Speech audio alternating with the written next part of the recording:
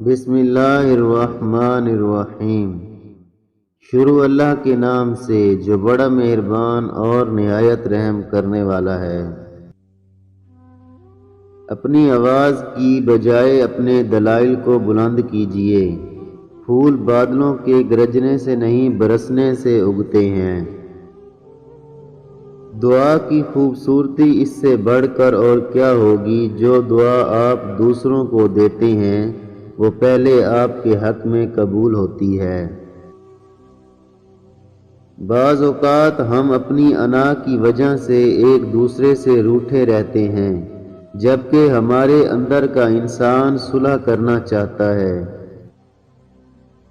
کسی سے توجہ کی بھیک مانگنے سے بہتر ہے خاموشی سے بیٹھے رہیں، یہی عزت نفس ہے۔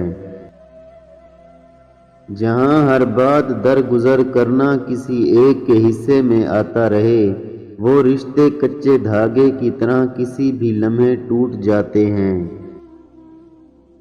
آپ کا وقت محدود ہے، اسے کسی اور کی زندگی گزارنے میں ضائع نہ کریں۔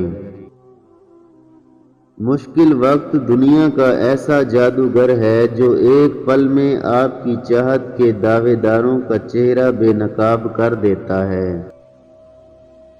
جو تمہاری خاموشی سے تمہاری تکلیف کا اندازہ نہ کر سکے، اس کے سامنے تکلیف کا اظہار کرنا لفظوں کو ضائع کرنا ہے۔